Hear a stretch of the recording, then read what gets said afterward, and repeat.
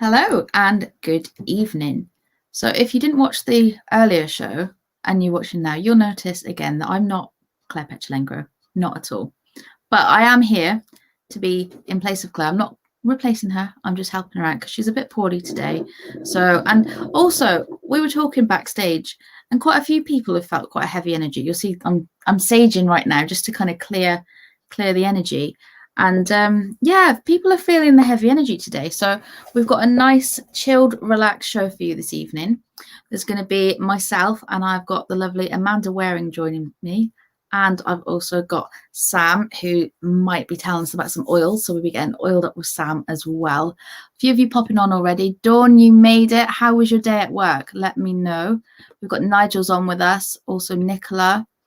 We've got Stephen as well. Welcome to you all and wishing you a very, very good evening. So what I'm going to do before I get into anything else, I'm going to bring on Amanda and Sam with me because we're going to have a bit of a chilled out night together. We're going to have a nice ladies chat. We're going to be inviting you to talk to us about what you've been up to, and also not forgetting that today is Remembrance Day. So we'll be talking about what we've been doing to commemorate Remembrance Day. And also at the end of the show, we're going to be showing a really lovely poem read by Gemma and a tribute video from some of your photos as well. So let me welcome on Amanda. Hello, lovely. Hello, good evening, everyone. Beautiful to see you all. Hi, Trudy. How Carmen. Lovely. Yeah. And we're going to welcome on Sam as well. How Hello, are you doing, everyone? Well, lots of people on already. We've got Gemma's on, Trudy's yeah, on. We've got Tina and Carmen. Oh, hi, Carmen. Not seen you for a little while. You're on. Yeah, Carmen says dodgy energy. Absolutely. What were we just saying backstage about? It's feels so heavy this evening. Yeah, 100%. And obviously, we were talking earlier on live at lunchtime about what do we do to sort of clear energy. 100%. We said sage, didn't we? Hadn't discussed it previously. We didn't know that was obviously each other's go-to. But sage, get rid of the negative energy, 100%. Absolutely. And mine as well. Laura knows. I dance for sage. I have so much sage going, and also cedar. Cedar's really beautiful, and rosemary for burning as well, and for clearing some energy. You know, it's an amazing time today, isn't it? It's full of such poignant truth, such truth. Is that me doing some background? Am I doing echoey?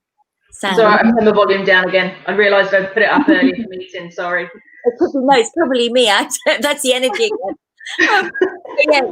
So I was saying that we've got such an extraordinary day of poignant remembrance and releasing and recognizing. So in a way, it's that duality, isn't it, between peace and wanting peace, but also honoring what's happened in the wars as well.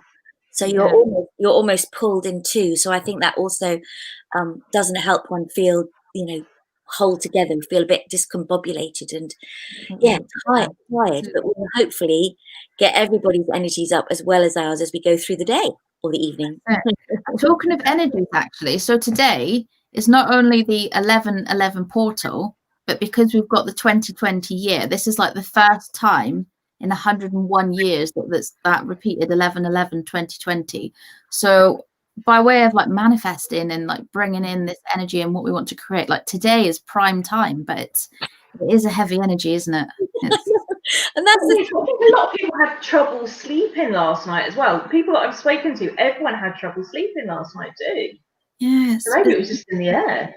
Not quite sure. Yeah, maybe that's what I should have done. Wake up, saged, not worried about the rest of the day. Every single time I had any sort of meeting, just sage at the same time. That's what I should have been doing. Yeah. Everyone do as I say, not as I do. 100% saging out, girls. Yeah, my poor dog really caught fire to her tail because I'd lit the candle ready for the sage and she was wagging her tail and I was like, oh no, yeah, disaster. It's got very Yeah, my dog has as well. He's got such a long tail, he doesn't realise that he's knocked stuff off.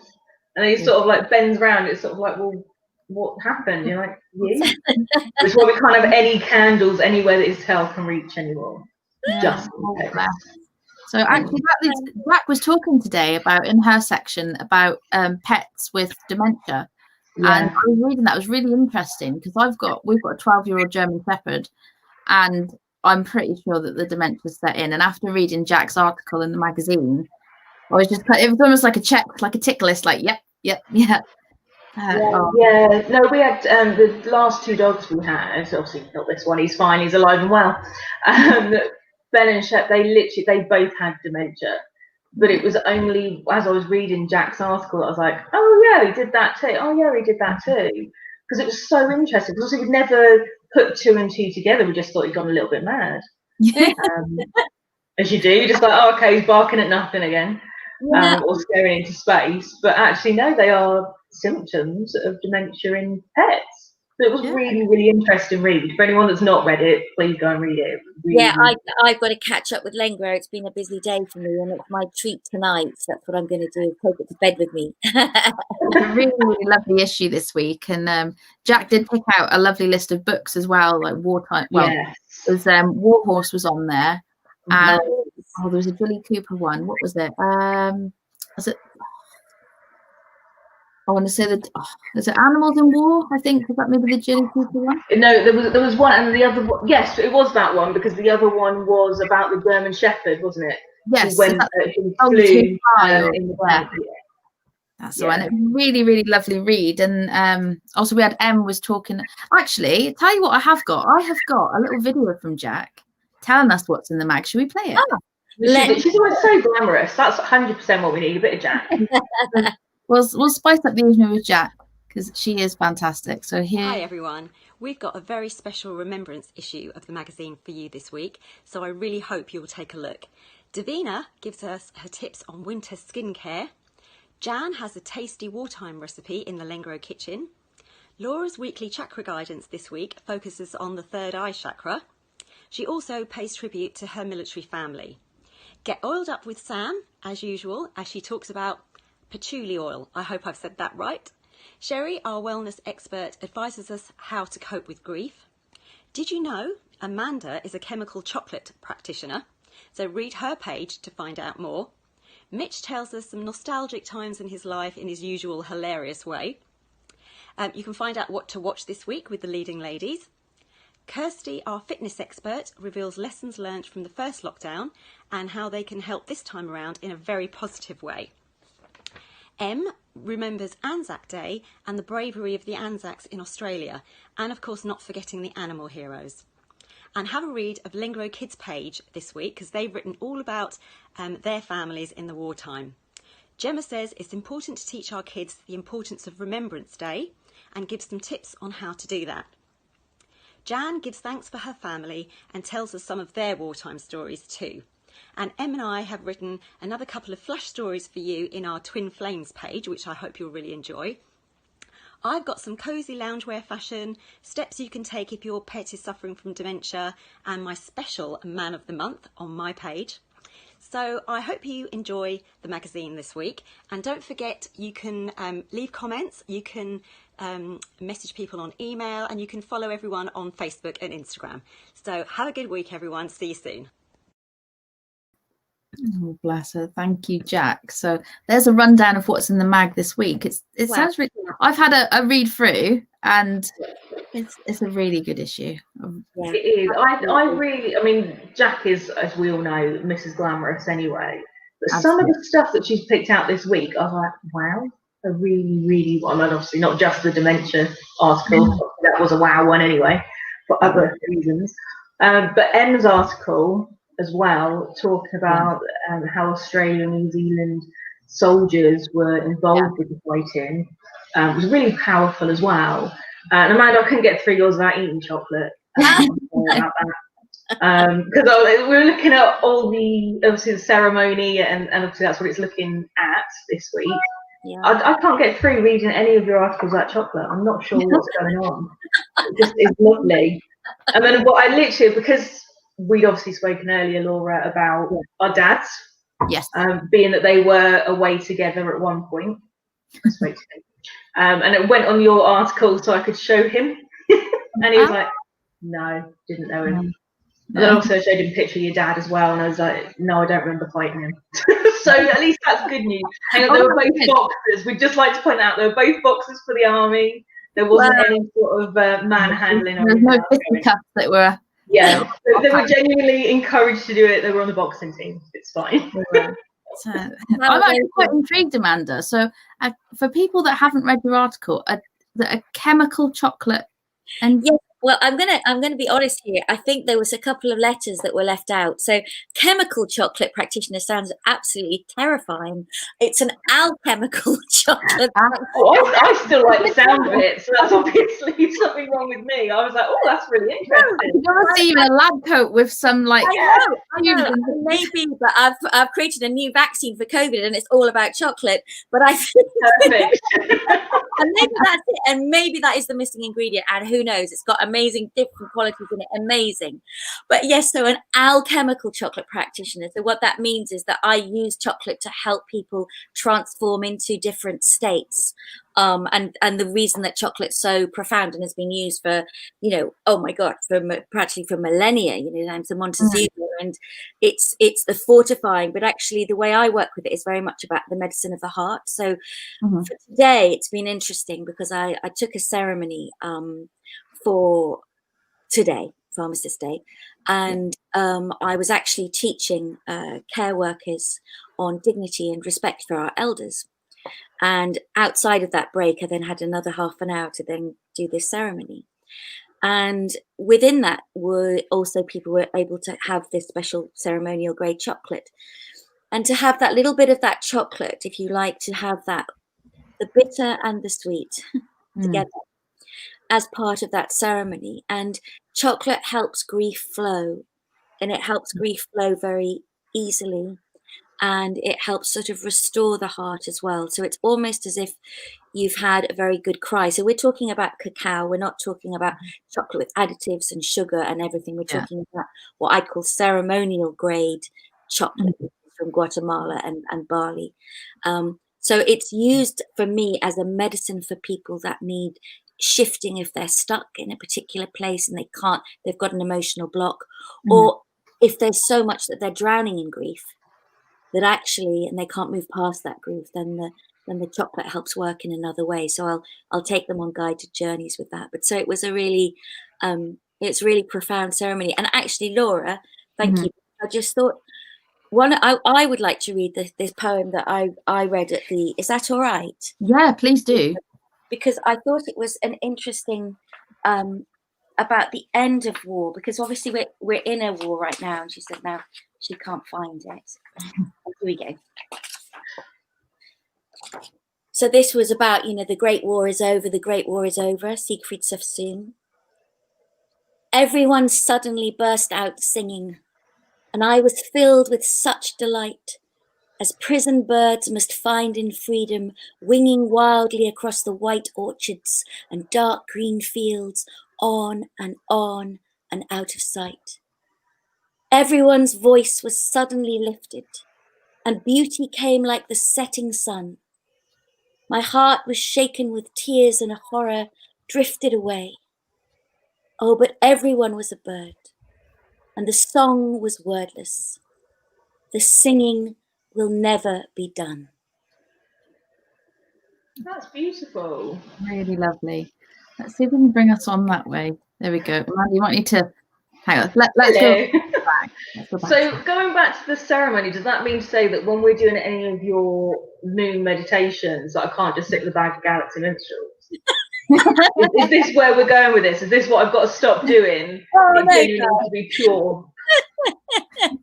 What you need to do is what you need to do, and it's our hi Jackie. So lovely to see you, darling. That's the glamorous Jack for anyone that didn't know who we were talking about earlier. Yeah, I did a Fab magazine intro. But darling, no, I think when with any of the ceremonies and with the ceremonies that I take, some of them are would I say serious? They're not serious, but they can have, as you know, quite a profound effect. But actually, it's very much about treating yourself kindly and gently and with love. And you know what? If Galaxy chocolate is what gives you nurture and love, I am not going to sit there and say you can't have that. To be fair, in all honesty, when we're doing any of your guided meditations, I'm not thinking about chocolate. I'm genuinely, because it's so, if anyone hasn't done them, please log on to Amanda's page. They are absolutely beautiful, and I just get lost in what you're saying. So, because I'm just following what you're doing, so it's probably the only time I don't think about chocolate, to be fair. So maybe I should just start having purer chocolate either before or after. Yeah, Who that sounds, knows? that sounds good. Oh. Amanda, you've got a couple of events coming up, haven't you? I have, guys. So I have got a new moon ceremony. Oh, look, there's lovely. A new moon ceremony.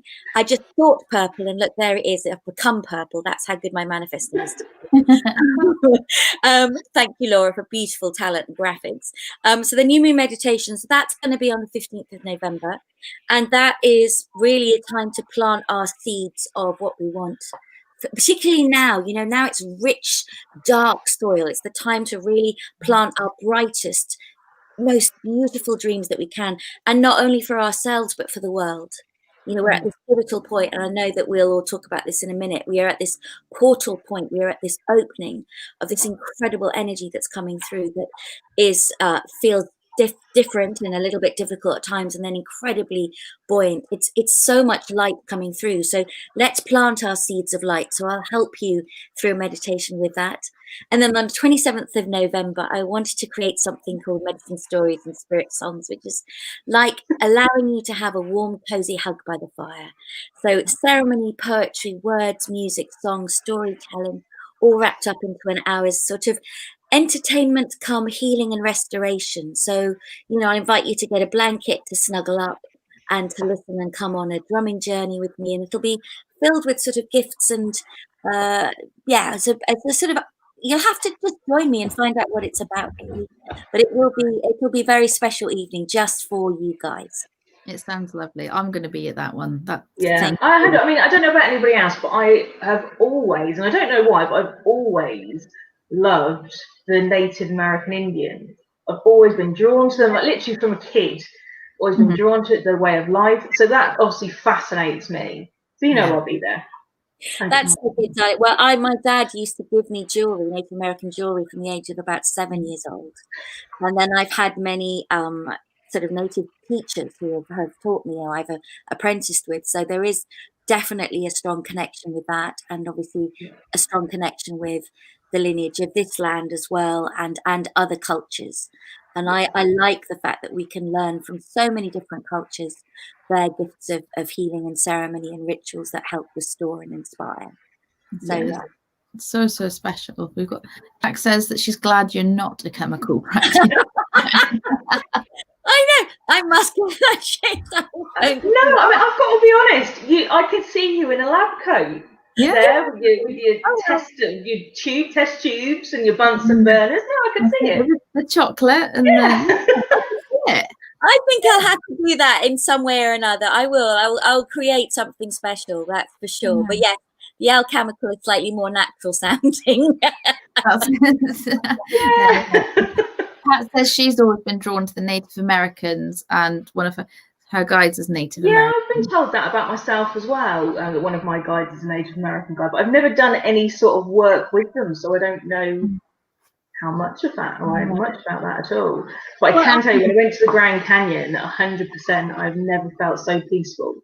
And we were staying literally right by the Desert View Watchtower. And it's an absolutely phenomenal tower. And you sort of go there, it's got all the art and everything all the way up the spiral staircase, and the view. It was absolutely phenomenal. But I've never felt so at peace as I did in the Grand Canyon. Yeah. I felt the same. I took my son for his 18th birthday, and we did a mum and son 3-week road trip across America, and we got to the Grand Canyon at 5 a.m, and it was just, we couldn't speak. We didn't speak. It was sort of I don't know which ridge you went to, because it's absolutely humongous and you could spend days just driving around it. But we were staying as we drove up. Literally everything was on the left-hand side. And we literally did an RV tour for my 30th, which is why we ended up at the Grand Canyon. And my dad literally just went, there's a pull-in space there. We'll just, pull in there, have a look. Because lots of people would obviously stop to have a look. So we got out and literally you look across and nobody knew what to say. It was absolutely breathtaking. It was like, okay, because you don't, like, even in pictures, you don't get the size of it, the different colours of it. It's just absolutely, I would love to see it in the snow. Like, we saw it end of April, beginning of May, but I would love to see it in the snow. So does it snow there? Yeah. It does? Oh, wow. Yeah. Like literally loads and loads of pictures that people had taken, that people had then obviously had framed in the Grand Canyon. Had loads of snow, and I was just like, I really want to see it in the snow. And I wanted to canoe down the Grand Canyon, you know, the kayaking that they do. Yeah. They're amazing, amazing. I mean, I could have spent days there as well, and it was. I wish we allowed for more time. Actually, Well, I could live there quite happily. Yeah. With everything that they've got there, I could quite happily live there and spend the rest of my time there. It's absolutely beautiful. I never get bored. I think that's the thing as well. Obviously, you've got all the tourists, be it English, American, worldwide, and just talk. So we know I love to talk anyway, but just talking to anyone. But no, it's absolutely beautiful. Have you been there, Laura? Have you had a chance to go and see? I've never been, so this may come as a shock to some. Even though I've lived in Germany for a large part of my life, I've actually never been on holiday. Not outside. Oh, well, we need to change this. I know. You know what? I would love to know what you picked up in the Grand Canyon. Because I don't know if anybody knows this, but Laura can also have contact with the other side and your spirit guides and everything. So it would be really interesting to see how you saw the Grand Canyon and what you picked up. It would be it would really interest me. Maybe we should do a Lengro trip to the Grand Canyon. Yeah, I think fine. We'll just put it on the Lengro account. It'll be great. We'll just do a world tour. That's fine. Poor Claire is now going to be really sweating. She's not here. She can't say no. Yeah. Oh, thanks, Claire, for the trip. I love it. Thanks. But no, it would be really, really interesting to see it from a different point of view. Yeah. I mean, I pick up people's energies. Don't mean to. It just sort of happens. But as I said, I just felt so peaceful. It'd be really interesting to see, or I would be really interested to see what you picked up. Yeah, there's some places I go to actually, and I'll just go there just for the history, just to be there. But then chances are I'll go with someone that usually pipes up and says, "She can do this, you know," and they go, "Oh, are you getting anything?" And you're just like, "No, I just want to feel it." Next time you're up this way, up to Oxfordshire, come to the Rollright Stones. That's where I went during the summer, and it was so. They are beautiful, but in the actual circle of the 12 men, or the rock, obviously there's supposed to be 12 men. There was no butterflies. Like there's butterflies all around, but nothing went into this space. It was. It did feel really magical. So they have pagan rituals. Good. I'm glad, Jack. But they do have pagan rituals and everything up at the Rollright Stones. But it was just it's absolutely beautiful, and it's in this country. So even though we're on lockdown, you can still have a travel. We've got the most incredible sacred sites, and Laura, we've got to get you out of the country. I know. Well, talking of stone circles, actually, so I am kind of slap bang in the middle. If I go like 15-20 minutes that way, we've got Stonehenge. And then if I go 15-20 minutes that way, we've got Avebury. So I'm like right bang in the middle of these two really strong spiritual stone places. Yes. Avebury. I must say, I'm not so drawn to Stonehenge. It doesn't really call to me. No, I felt that. This is going to sound really strange, but right at the beginning of the year, before obviously anyone had any idea about Corona and all the rest of it, I said that this year I wanted to see Stonehenge. Now, we've been based in Weston-super-Mare, and so we've driven past, but I've never been. So a few weeks back, in between the two lockdowns, we went to Stonehenge, and I expected to have some sort of connection, as I did with the Grand Canyon. There was nothing there. I don't know if it's because you can't get up close. Yeah, maybe. Or whether or not it was raining. We could have met up for coffee. Well, it was absolutely tipping it down, Laura. I looked like a drowned rat, I'm not going to lie. Literally, you got there, the heavens opened. But it's like, I should have bought a coat.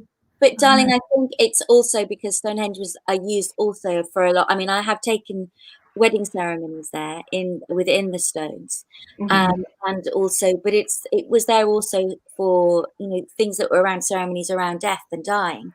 So it's got a different energy and a different purpose, but it is extraordinary because I used to go there with my parents when I was about 3 or 4, and I remember just we'd all jump all over the rocks and have picnics and stuff. And then when it was my 40th birthday, I got these tickets with my friend, and it said for a fire ceremony or fire fire exhibition at Stonehenge, and literally they'd only sold like a few tickets, and it was when you were not supposed to go in. With different spiritual teachers, I've had permission to go in and drum through the night and do different ceremonies there that I've done many times, but this was a different concept, and they've got the most amazing flaming sculptures as you go down, and you're walking this procession, and then inside the stones was not only magicians and musicians and flamethrowers and this incredible installations of flame and fire. And I'd taken my son as well, and we just sat within the stone circle, and it felt so extraordinary and magical, and the energy felt very light and bright, and obviously it was fiery and all of that as well. But it was they've never done it since, and it was a one-off, but it happened to be on my birthday, and I was like, wow, this isn't well, what about did you say Amesbury? Yeah, that's the one. Amesbury's here as well, but that's the other way. I've just grabbed random places that's fine somewhere down there in that area. Just going about Lark Hill, as we were talking about army bases earlier, we just talked about Lark Hill. Fine. Yeah. It's supposed to be very spiritual as well, isn't it? I mean, I didn't get to go, so I don't know how spiritual it actually is. Avebury or Lark Hill? Avebury. Not Lark Hill. Yeah. Lark Hill, I've lived there. Can't say it was spiritual, but no, Avebury it's really special. I feel right at home there, and they've got two really lovely shops. They've got Elements of Avebury, which they do like workshops and what's there. And Amanda, I know you've been there doing some courses with the ladies. And then they've also got the Hen shop, which has got lots of lovely bits and crystals. And the two together, it's just like an Aladdin's cave of just That's where I should have gone. Forget Stonehenge. That is where I should have gone. You want to go to Avebury? There is money on crystals. It's very female, isn't it? And what's more female, and also it's quite it's more open, so it's more, there's no, you can wander around all the stones as much as you like. There's nothing that says you can't go here. Well, having said that, I think they may have cordoned some things off because of wet and flooding and stuff, so that don't take me at that word, because I haven't been for a few months. We went I think it was about a month ago. I think we went. Imogen wrote about it in Lengro Kids, and I was going to say I've seen it, that obviously that you went down there. I think your family went down there. It was quite a nice day actually. The weather held out and it was lovely, but it was very, very busy. We went on a Sunday and it was so busy, but the energy there is lovely. And actually, a funny story about Avebury. My friend Gemma was on. I don't know if she's still watching. So we'd gone there like before lockdown. I think it was maybe March, and we just gone. But we'll go check it out, see what the deal is. So we're walking down like the main street, and like it's a full on. It's the main street. You can see what's there, and this guy literally appeared out of nowhere from the other side of the. It was as if he just like happened, and he didn't look like fancy. He was just like in like a raincoat and a beanie hat, and he just walked over. He had copper rods in his pocket, and he went, "Can I ask why you ladies have come to Avebury?" And we were like really like, just for a look. And then he stood there talking to us for literally like in the same spot for like 20-30 minutes, telling us how he'd been to somewhere nearby where the white horses, I think Alton Barnes, and all the UFO sightings, and he'd done all of this stuff, and he told us about how there was like really some out there stuff. I'm an open-minded person. But then we were noticing as people were walking past, it was Gemma and I were stood here and he was there, so it looked like we were talking, but people were looking as if to be like, who are they talking to? So, and this guy, he seemed like he knew Avebury pretty well, and any people that would be there you'd expect would have known of this guy. I think he was called Pony, I think. So he followed us down to the cafe, and then he carried on chatting again, and we were like, oh my god. And he said, oh, do you want me to give you a tour? And we went, oh no, we'll find our way. So off he went, and that was that. And we were just like, did that just happen? And it was all very mind-blowing. So then off we went back to Elements, and the ladies in there. So look, a guy like this you're going to expect, well known.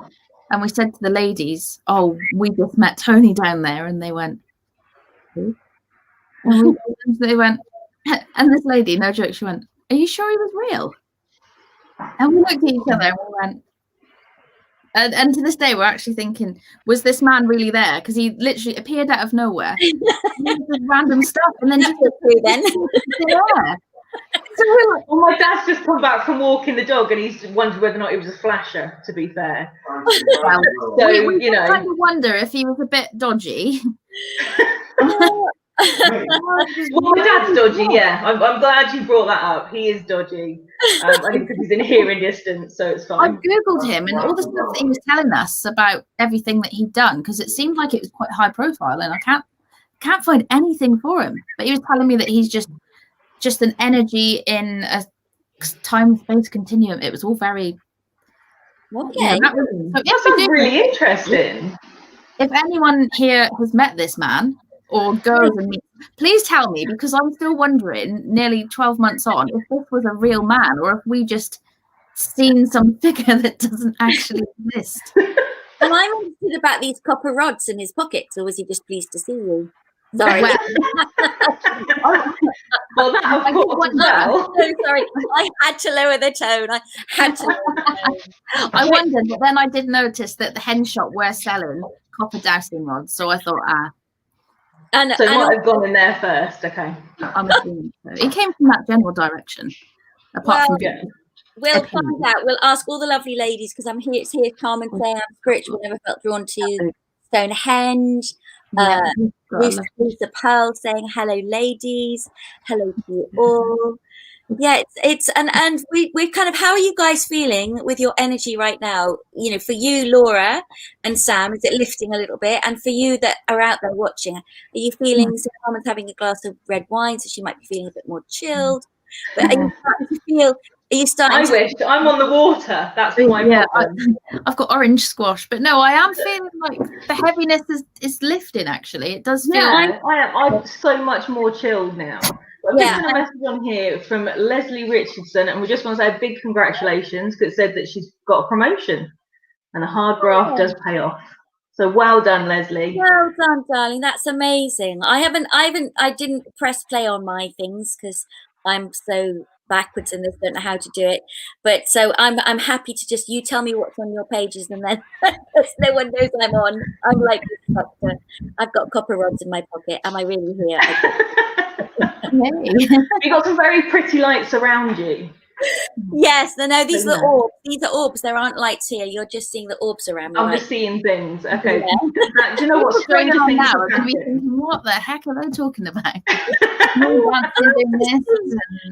Trudy's got she's allergic to chocolate. Oh no. And is it actually milk or is it the cocoa? Yeah, that's what I was going to say. I mean, my nephew is allergic to milk.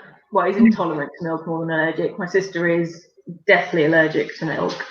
But obviously, because there are so many alternatives now, believe me, you can find an alternative. Yeah, you will. You'll be able, and also the ceremonial chocolate in general, with the high percentage that it is of cacao, obviously lethal to animals, so we'll be very, very careful with that. But that very rarely has an allergic reaction. All it can do is... 2 seconds, I just need to let the dog out because he's now whining. So it's live TV, what can you say? But yeah, it's important. And Laura, darling, I was just looking at Carmen's just written something. Can you see that there? In hospital, mountain. Wow, that's so interesting. Yeah. That reminds me of, so when I lived in Bournemouth when I was Sam's back, when I was first and talking, like, I think I was no more than sort of 12 weeks, maybe 12 to 14 weeks, and I was in the process of moving out and moving up to Newcastle, and the lady downstairs, I'd never met her, never spoken to her, and she came down just as I was like trying to help move stuff, and she came up to me and touched my stomach, and she said, "This is going to be a very special child," and she used the words "he," and she was just like, he's going to be very special, he's going to have such a different energy. And obviously I've now got Levi, who I think most of you know, he's got autism and a variety of special needs, but he is a very special, intelligent little boy. And I think, like, wow, like these people, I say these people, like we are these people, but I was going to say, has anyone had any experiences like that? I mean, my nephew, when my sister was pregnant with my niece, he knew from near enough conception that he was having a little girl, a little sister. And he never wavered. There was never any sort of like, no, I'm going to have a brother. When the word go, it was, I'm going to have a little sister. Yeah. And we were just like, okay. Because so they didn't find out. They just waited until the day, and then obviously she was born. But he was like, yeah, I told you she was going to be a little girl. I knew. Yeah. Well, I don't know. I might share with you that I knew. So when I had my son, it was 12 years with his dad that we didn't particularly want any children, and then we decided that we really did. And the first attempt, first try, as it were, that was possible, I knew and I felt, I just said, I'm pregnant. It was so different. It was such a kind of a different, everything around it was completely different. I can't describe it. It was, you absolutely knew at that time that something had been created out of love, and that was really, really special. And sure enough, that was the time, and that's when I didn't know it was a boy, but I knew that I was pregnant there and then, and that was sort of amazing. Yeah. So we were talking about before dolphins and things like that. Has anyone been swimming with dolphins with somebody who is pregnant? When last time I went swimming with dolphins, it makes it sound like I do it all the time. Yeah, we were on holiday. Yeah, just out in the back. I've just got a load of dolphins. I went with one of the times I went with my friend Shaylon, and she found out the weekend before we flew that she was pregnant. And so we'd gone swimming with the dolphins, and this dolphin would not leave her alone, like literally nose into her stomach. And there's a big group of people there, and the dolphin just didn't want to know. He just wanted to know her. But apparently it's because they can tell when a woman is pregnant. Do you think it's to do with is it like ultrasound or whatever it is that? I mean, it could be. It could be obviously the fact that they sense the heartbeat. Maybe, I don't know. But it was just so interesting. Because the dolphin just wouldn't leave her. Like the whole time, the dolphin was so protective of her. It kept knocking me in the back of the leg to the tail, so I kept falling in the water because I was standing next to her. So maybe that was my mistake. I shouldn't have stood next to her. But it was really interesting. But has anyone had any experiences with animals when they're pregnant? Because dogs apparently know. Pat says she knew she was pregnant early for youngest new news. Wow. It's amazing, isn't it? But with the animals, and often like they say dogs know, or dogs know when something's wrong, and they just really tune in. And I like Emily Heaven's name. That's nice. That's a lovely name. That is a lovely name. That is a lovely name. Cats will know, and the amazing thing about dogs being able to sniff out cancers and things, that's such a brilliant and a true thing. It's when the animals kind of let you know that you need to get seen for whatever reason, and they'll sniff around you and make you be aware. And cats definitely care homes. I mean, well, it was always said in some of the care homes that I've been helping with, if the cat goes into that person's room and stays there, they're not going to be coming back. It was like, let the cat come in, don't let the cat come in. Actually, I think it was more that the cat was there for and help there as well, and that was lovely. Not like the cat was causing anything. I think the comfort of animals is such a beautiful thing. And in lockdown, we've just had our neighbours who've had some puppies, and puppies, absolutely amazing. And I can hear them in the morning. They're let out, and they can. Oh my goodness! Is it wrong to feel broody when you listen to puppies? Do you think? No, it's never wrong to. I don't know. I haven't got any babies in the first place, so. I don't know. I'm not sure. And I've got a wolf in my house now as well. So I've not only got my dog Indigo. I think I've said on another live, but I've got my dog Indigo that's the German Shepherd, and then the wolf Indigo that's living with me as well. So there's 2 indies.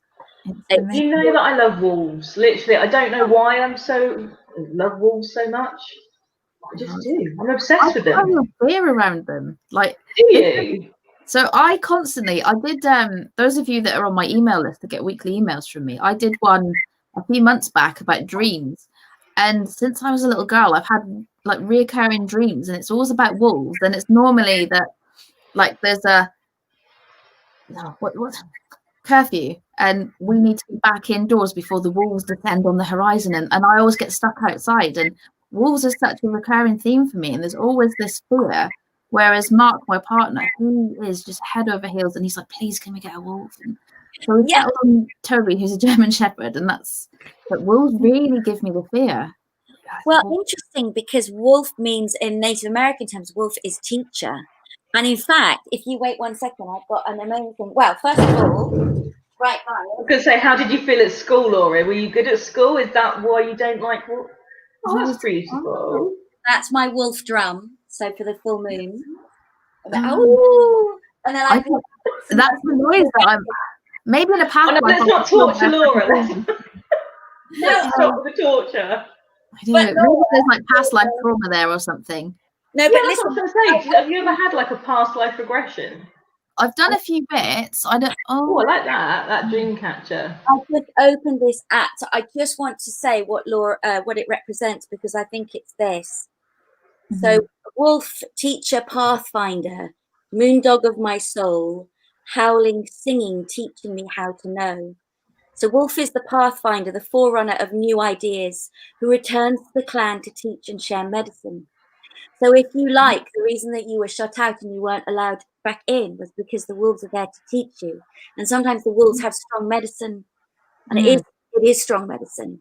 But it is there for you to, to turn and face the wolves and actually say, okay, what is it? You're teaching me around fears, or you're teaching me about other things. But it's in the great star nation, wolf is represented by the dog star, Sirius, which I have a huge connection with. And legends tell us it was the original home of our teachers in ancient times. Wow. So if you can, obviously there may be some other stuff, but if you want to reframe that, think about, actually, do you know what? We often are very frightened of what's our greatest teacher.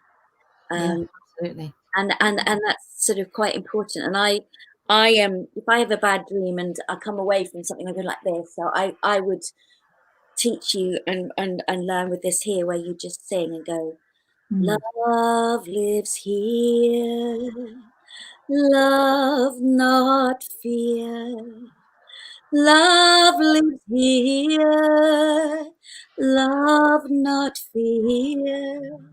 Love lives here, love not fear.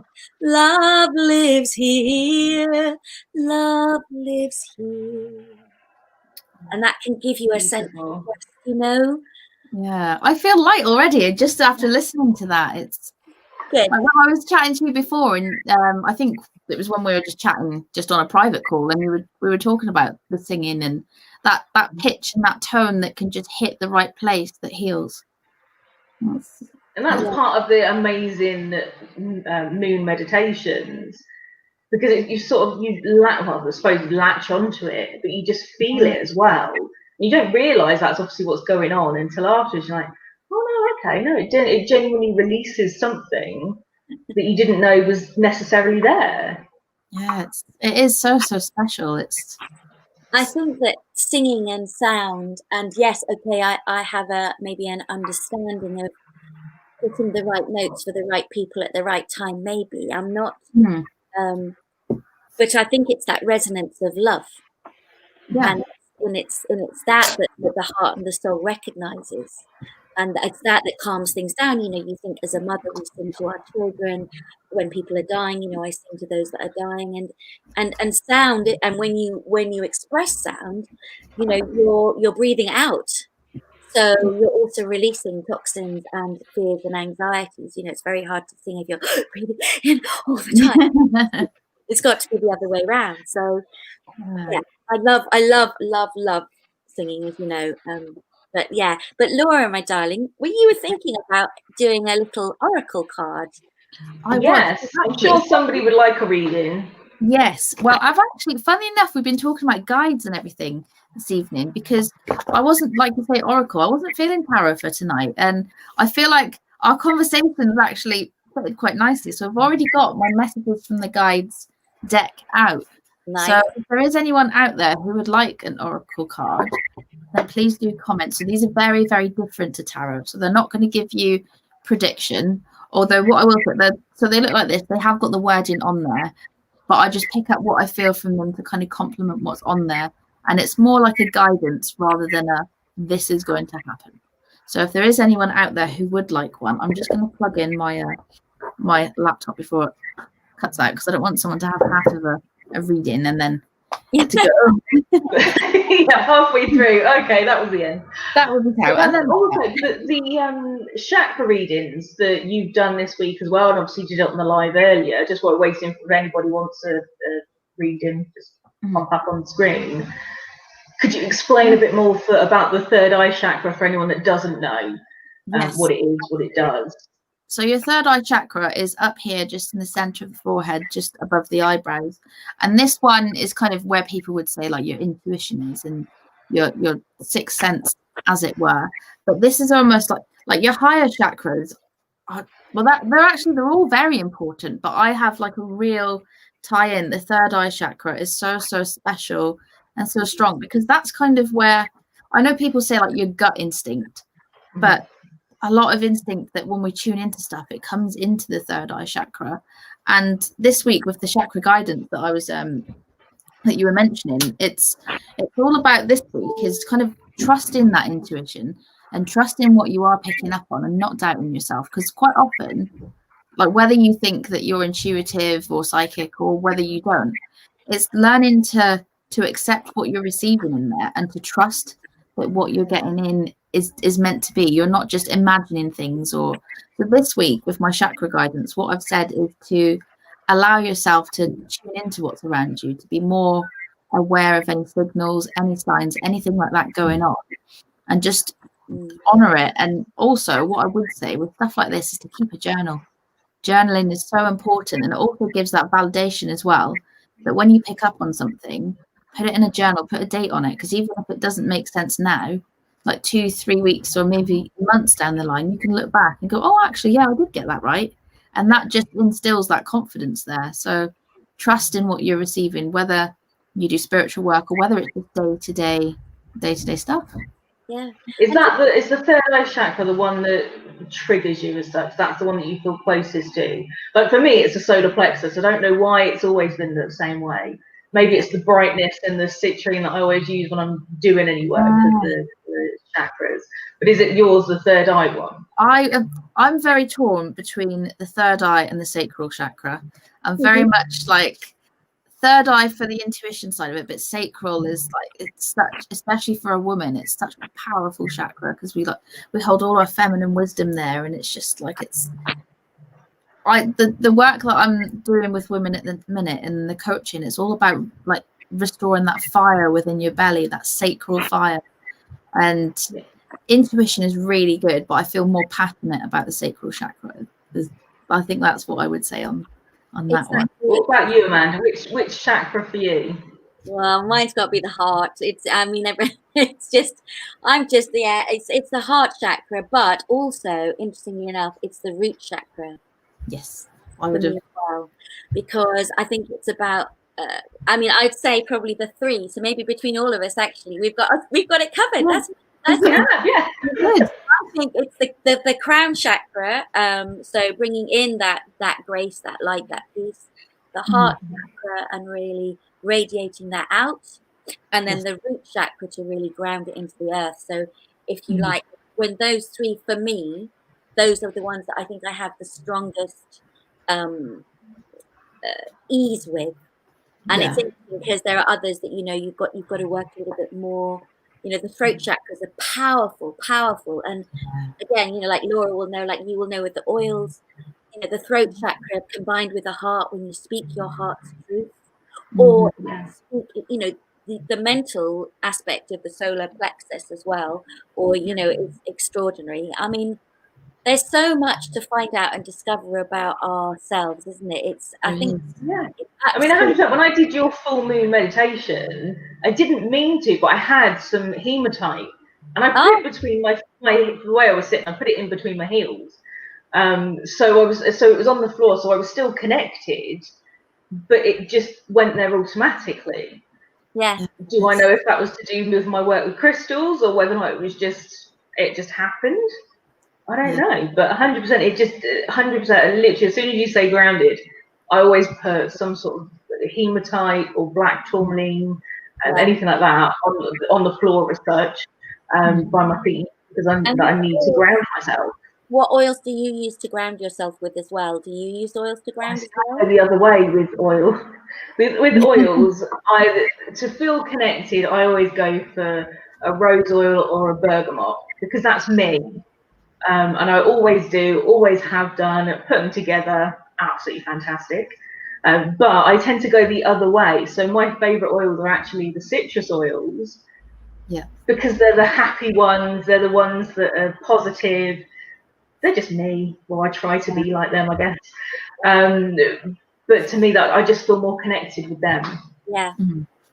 So I don't necessarily ground myself with oils, but I do let myself feel the positive.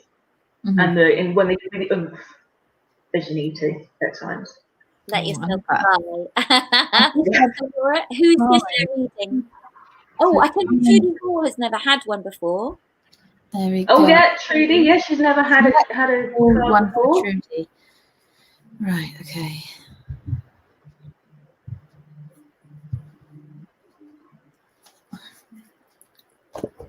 Okay. This is an interesting one. I've pulled out there, death is an illusion. But what I feel in that sense, Trudy, for you, I feel it's more, obviously death is a very real thing, as we know. But what I feel here is almost this is questioning the bigger picture, Trudy. And what I get for you is perhaps recently you've been questioning that kind of that afterlife or that reincarnation, or perhaps you're wondering, like, whether it's for yourself or someone else, like what is going on afterwards, or where am I going to be, or where are they? And what I get from this is almost like a comfort to you, to say to you that while that physical capsule is no longer there, that spirit is, that energy is still around. And I feel like this is almost coming to you more so as comfort. Personally, I think the wording on this card wouldn't be my choice, but to pick that card out, I think this is kind of saying to the bigger picture and relating more so to the energy around you rather than actual death itself. So if that resonates with you, or even if you're unsure of that, what I would say is just to kind of maybe look at your belief system about like reincarnation, about sort of the life after death aspect of things, and maybe sort of start to form your own opinions on that and your own thoughts, because I feel like maybe that's something, if you haven't already, you should explore that. That might be quite an interesting avenue for you. So there we go. I always think that death also equals rebirth. It's not necessarily the end of life as such. It is just the end of one period and then the starting of something else. Like people always look at the death card like really negatively, don't they? And I'm just like, well, no, it just means that it's the end of one cycle and the start of a new one. Yeah, whenever the death card that she wished she could read the cards. Well, Pat, good news. Claire is doing a workshop, she's doing a course with her tarot cards, which are absolutely beautiful. I finally got mine. I finally turned up after getting lost at the so I slept with them under my pillow last night, which could have explained the weird dreams. Oh, yeah. Not that kind of weird dream. They were just strange. But she was doing a course. Keep an eye out. We get Claire to give you more information, because I can't wait. I cannot wait to start trying to read these cards. Yeah. What about you, Laura? Have you got any courses or anything coming up? Because when I did your course, that was also brilliant. Oh, I'm glad you enjoyed it. Well, I have actually got, so I'm working on lots of like courses and workshops for January, but what I have got is my soul circle, which I have got a little thing of. Amanda, I'm going to apologize because I think it might cover you up. But I have got my soul circle, which I know quite a few of you watching are already in my soul circle. So what that is, it's a paid community, but it's daily affirmations, weekly tarot guidance, monthly tarot guidance. You get a link to a monthly meditation audio. Everyone in the soul circle gets a discount on healing and readings. There's exclusive content. There's also, like, when I do lives on my own page, people generally get 1 or 2 cards, but on the Soul Circle one, you'll get like a 5-card spread, and it's more in depth. And I'm also working on building a back end to my website, which is Soul Circle members only.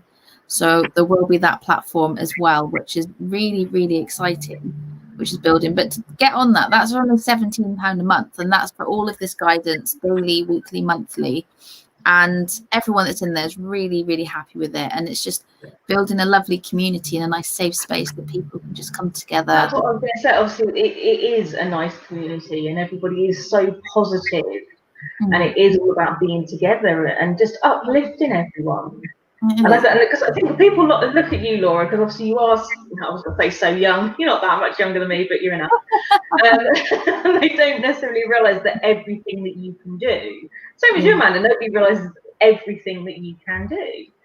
But it's nice that, well, when people underestimate it, I suppose, because then obviously you're just like, oh no, actually, why is that? X, Y, and Z. But it's it is absolutely brilliant, and I love the energies from both of your groups, to be honest. Because it is absolutely lovely. We're going to do something together, Laura and I. We are we will share about this a little bit later on, but it will be a really lovely thing. And I just think it's just so nice. And Sam as well, again, you're beautiful. Oh, having a love fest here. No. Why not? But just that beautiful, I love the way that you just say things as it is. And you always make me laugh, and you always make me feel like you really know what you're talking about. And I feel safe. I feel safe in your gentle, wise authority. It's a really lovely place to be. And I think, for everybody that's out there, each one of us has an inspirational quality. Each one of us has a gift, and it's so good to appreciate that in other people, and particularly now, so if you feel like you want to pick up the phone to somebody and just a friend and just say, you know what, I really appreciate that you are this. I see you. I think people need to be seen, and the entirety of their true selves needs to be seen and witnessed and honoured and celebrated. All of us. Don't wait till we die to do it, for goodness sake. No, I'm very much like, obviously all my friends will say anyway, if there's something there, if they're looking pretty or anything else like that, I always go, you look really pretty, or you look really good in that. Yeah. Not but for any other reason, but just the fact that why hang on to it? Why shouldn't they know that's how they look? Why not? I've got some really stunning friends. Why shouldn't they know that? Look at Jack, how glamorous she is. Yeah. She knows because we tell her. But I think we're all so lucky being part of the Lengro family. And everybody out there, if you want to, if you're feeling a bit lonely, pick up the magazine. It's all free online. Contact any one of us on our pages. We're always here. In one of it. Even at a time when we're asleep, Em's here. Being in Australia, she's here. She won't mind, will she, at all? No, she 100% won't. She's been dealing with snakes this week, bless her. But I'll let her tell that story. Yeah. Oh my goodness, I couldn't do that. I've never to go to Australia for the snakes. Yeah. I quite like Lisa Pearl's name. Yeah, Lisa Pearl. Shall we? I'm quite drawn. Shall I do a card for Lisa, and then we have got a very special video and a poem. Oh wow! Oh, Amanda. Lisa Pearl, I have pearls here just for you, my darling. So I keep pearls in my area, my altars and stuff, because of the pearls of wisdom of the grandmothers and the grandfathers. So that's a lovely way of thinking about it as well. Yeah, I never thought about that before. That's a lovely way. That I can learn so much of you, Amanda. Anyway, I can listen to you talk for hours. Oh, that's so good, because we could all just talk for hours. I know. We could be here all night. But we do for our children in need, women in need. Women, they just want to pay to shut up. Give us money. We'll give it to charity. It's fine. Yeah, let's give Lisa a reading. So the card I've pulled out for you, Lisa, is Possess Self-Confidence. And in this one, tuning into the chakras, we've got sacral here and we've got throat. So what I'm seeing here is that where we were saying about that feminine wisdom there in the sacral chakra, and it's also about creativity. And with the throat chakra, I feel like there's so much that you hold within you. But like Sam was just saying then, often we just keep it in. But this is telling me that all this within you, you need to have the confidence to to say it, to do it, and to be it, because I feel you're bottling up so much goodness that you could be sharing with others, and that's just going to have a knock-on effect, making you feel positive, lifting you up. And also, I feel like if there's anything that you've kind of been sitting on for a little while, like creative wise, that you're unsure whether to do it or not, like kind of tell people about it, see what they think, and go for it, because I feel like other people are going to say yes, do it, but for some reason I'm getting this little voice in the back of your mind that's got that self-doubt that's creeping in there. But there, self-confidence, it's so important, and you've got all the tools that you need to do everything. It's just taking that first step. So go for it, Lisa, and you will be amazed at your results. And can I just add something to Lisa there, darling, as well? Oh yes. Because I got the pearls, and I was drawn to the pearls and the grit in the oyster that forms the pearl. And it was just to say that whatever the experiences that you've had in your life that have been tricky, and I kind of feel like there's been quite a lot of tears in your life too, is that now is the time that if you like, you'll be able to make, like we're saying, something creative out of what's caused you some pain in the past, that there'll be some creativity that will come from that, and not to be afraid to let some of those tears flow and go, and offer them to the earth. I feel like I want you to plant something in memory of somebody, and or a transition, and if that makes sense, I hope that you'll find a beautiful plant to do that and recognize the growth that comes. Your light of remembrance will help it shine and grow, and your tears will also water it. That's so beautiful. I'm glad Lisa should, take some good from both of you. But I just tell you a quick story, obviously, before we go to our remembrance thing, because that's why we're here. Years ago, when Claire's mum was under the pier, Mm-hmm. I went and had a reading with her, and 3 times she told me that I would write, and I needed to contact her daughter. I was living in Germany at the time. I didn't like, she even gave me Claire's card, but I was living in Germany. I didn't have any time for anything else. So I went home, completely forgot about it. Obviously, the opportunity at Lengro came up, and I contacted Claire, and straight away she was like, I feel so drawn to you straight away. And I was like, well, this is actually what your mum said. And obviously after I'd written a few pages for Lengro anyway. But just because you feel stuck doesn't mean that things aren't going to happen. It just, everything has to happen at the right time. Mm-hmm. So for me, obviously, it wasn't right for me 5 years ago when I was living in Germany, but roll on everything that's happened in between. Yeah. And now I'm clearly where I'm supposed to be. And I think, I felt stuck, but I certainly don't now. And it all happens for a reason, and when it does as well. That's it. And so many people, when they say, oh, this is never going to happen, but sometimes I feel like it's divine timing has a lot to answer for. And often, like, we think, oh, it's not going to happen, but it's just waiting for that right time, because you might not have all the tools that you need. But then kind of the reverse of that is that you're gathering the tools leading up to that time, and that's when it's going to be perfect. So if there is anyone watching that's kind of thinking, oh, this is never going to happen for me, or like that kind of negative energy, see how you can turn it around, and see how you can really kind of use a positive from that, almost like, to use the cliche, the silver lining. But there's always a positive to come at the end. And I can't remember where I shared it, maybe it was in the Soul Circle, but I'd said that it's in the darkest times that our light shines the brightest. And I love that. Yeah. It's such a poignant thing to say, because it's true. Like, if you're in a room full of light, like a little flame's not gonna, but when it's dark, that flame just lights up, and it has that recognition. Yeah. No, I love that. Beautiful, beautiful flame of remembrance, which leads us into you were saying, my darling, about the film and the. Yeah, everyone got your tissues ready. I have. Yes. I've come prepared this live.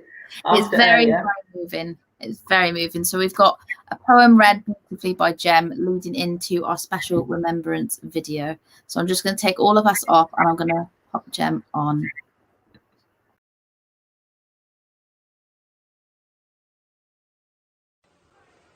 With proud thanksgiving, a mother for her children, England mourns for her dead across the sea. Flesh of her flesh they were, spirit of her spirit, fallen in the cause of the free. Solemn the drums thrill, death, august and royal, sings sorrow up into immortal spheres.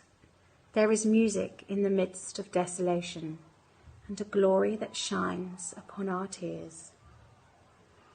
They went with songs to the battle. They were young, straight of limb, true of eye, steady and aglow. They were staunch to the end, against odds uncounted. They fell, their faces to the foe. They shall not grow old, as we that are left grow old. Age shall not weary them, nor the years condemn. And at the going down of the sun, and in the morning, we will remember them.